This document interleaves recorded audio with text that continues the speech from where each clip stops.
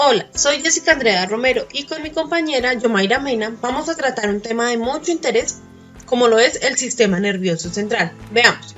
Primero, ¿qué es el sistema nervioso? Es una red compleja de estructuras especializadas en las que encontramos el encéfalo, médula espinal y nervios. Su misión es controlar y regular el funcionamiento de diversos órganos y sistemas, coordinando su interrelación y relación del organismo con el medio externo. Como dato curioso, se estima que el sistema nervioso dispone de 100 millones de neuronas, de las que más del 60% se encuentran situadas en la corteza cerebral. Además, está dividido en el sistema nervioso central y en el sistema nervioso periférico, aunque en esta ocasión nos enfocaremos en el sistema nervioso central, el cual está formado por la médula espinal y el encéfalo. La médula espinal es lo más primitivo y simple, mientras que lo más complejo se encuentra en el encéfalo, principalmente en la corteza cerebral. Ahora miremos las partes del sistema nervioso central. El sistema nervioso central está compuesto por varias partes, entre las cuales podemos mencionar la corteza cerebral. La corteza cerebral cubre toda la superficie cerebral y rige las funciones superiores de las que somos conscientes, como por ejemplo la percepción sensorial, que esta incluye los 5 sentidos como lo son el gusto, el oído, la vista, el olfato y el tacto. También el movimiento voluntario, el lenguaje, las emociones y el pensamiento. Asimismo tenemos el cerebelo, que es el centro de la coordinación, donde se integra toda la información que se recibe de los 5 sentidos y la cerebral. Hace que nuestros movimientos sean fluidos y coordinados. Entre las partes del sistema nervioso central también encontramos el tálamo y núcleos grises, que están en la estación intermedia entre la corteza y el tronco cerebral, y tienen como función controlar el movimiento y el tono. El hipotálamo realiza el control de supervivencia en aspectos como la temperatura, el cuerpo, el sueño, hambre y la sed. Participa en la regulación de funciones autónomas y neuroendocrinas. También participa en la actividad emocional y motivacional. Por su parte, el hipocampo y sistema límbico es la sede principal de la memoria y del aprendizaje. Forma parte del sistema límbico el principal rector de las emociones. El tronco encefálico, por su parte, controla las funciones vitales como el latido cardíaco y la respiración, el ritmo del sueño, los núcleos nerviosos de los sentidos, los movimientos de la cabeza y del cuello. La médula espinal es la encargada de comunicar el cerebro y los nervios periféricos. Conduce las sensaciones al cerebro y lleva los impulsos del movimiento voluntario e involuntario. En este momento especificaremos sobre lo que es el encéfalo, que se encuentra constituido por la corteza cerebral. La corteza cerebral adquiere una gran importancia en la neuropsicología, ya que sus áreas asociativas son la base de todos los procesos cognitivos superiores de la especie humana, y está conformada por una lámina de 3 a 6 milímetros de grosor y se divide en lo que es el alocortes y el isocortes. La corteza cerebral está constituida por 4 lóbulos: temporal, parietal, occipital y frontal, cada uno de los cuales consta de áreas funcionales y asociativas, que se encargan de la recepción e interpretación de la información sensorial y de la programación, supervisión y ejecución de las actividades motoras y del comportamiento.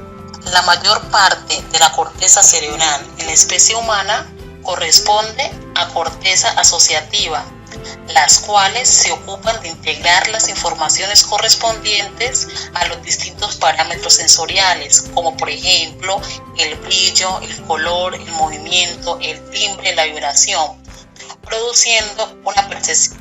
A su vez, son responsables de programar las secuencias necesarias para realizar las distintas actividades motoras. En caso de lesión, no se produce un déficit sensorial o motor, sino se presentan dificultades perceptivas o deficiente programación de los movimientos. Tal es el caso de las agnosias y aprasias. Se encuentra comprendida por 2 hemisferios, derecho y izquierdo. unidos por varios puentes, siendo el mayor el cuerpo calloso, que contiene aproximadamente 200 millones de fibras nerviosas que comunican ambos lados, donde se mielinizan hasta la pubertad. Es decir, es una estructura que se va formando dependiendo de las experiencias sensoriales.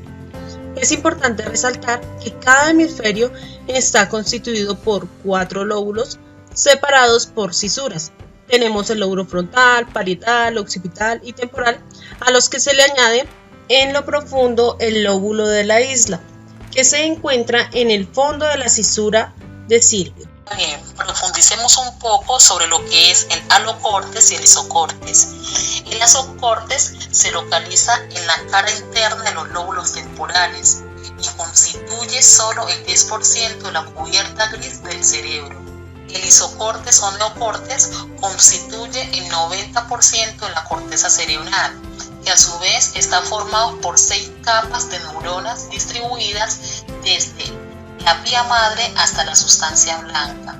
Conozcamos ahora las capas de la corteza cerebral. La primera es llamada molecular o plexiforme. Se encuentra situada en la superficie externa del cerebro y está formada por abundantes fibras y escasos gránulos. Es responsable de asegurar las conexiones intracorticales. Capa granular externa.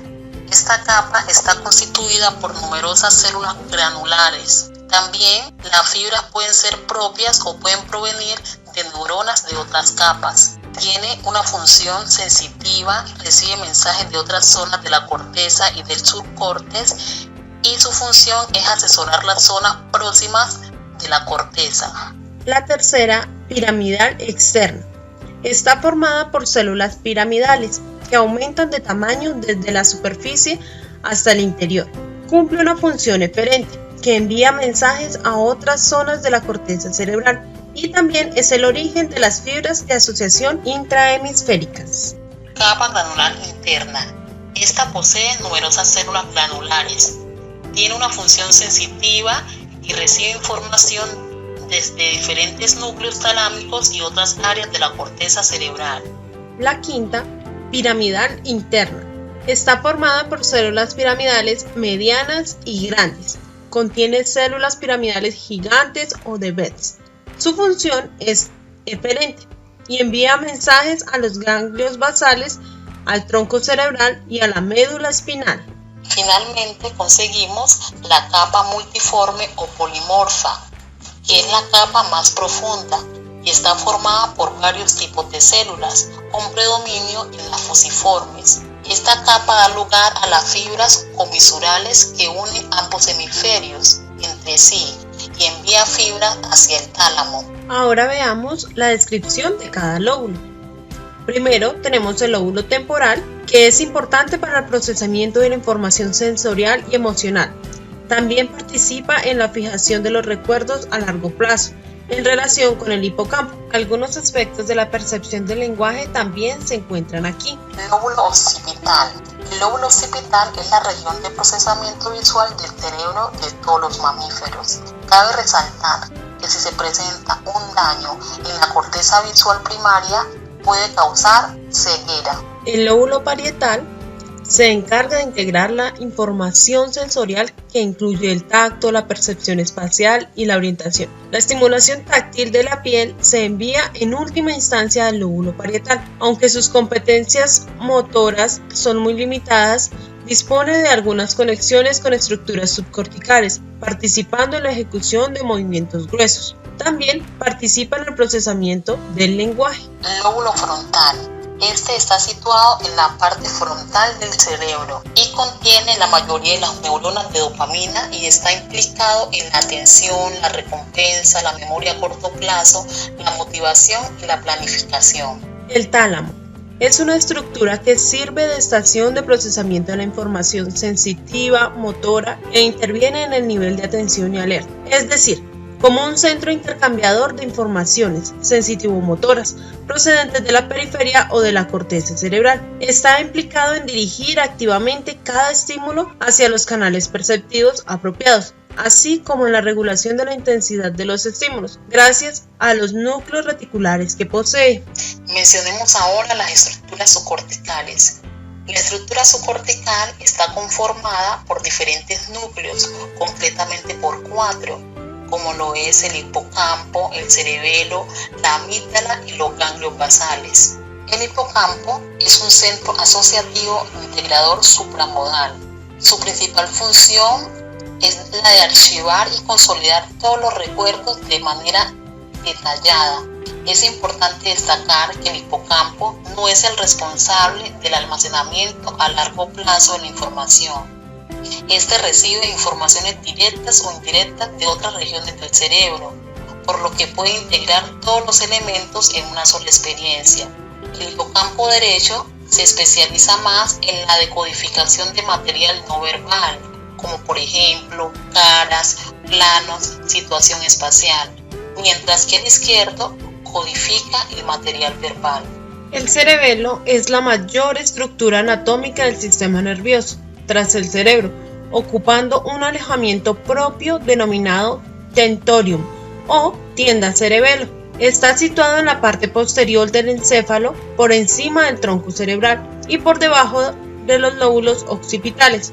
Sus funciones son la regulación del equilibrio y del tono muscular, también el control y ajuste de la actividad motora voluntaria, interviniendo en la planificación y corrección de los movimientos durante su realización, además de la regulación de los aprendizajes por condicionamiento motor. La amígdala, por su parte, desempeña un papel esencial en la valoración del significado emocional de las experiencias.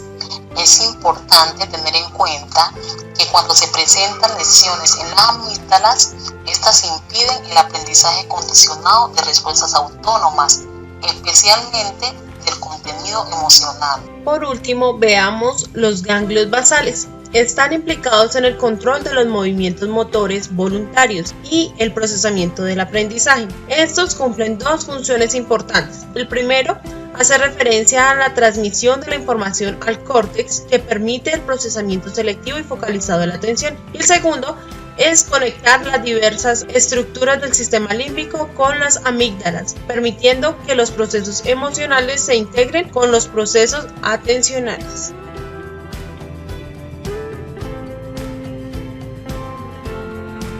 Muchas gracias.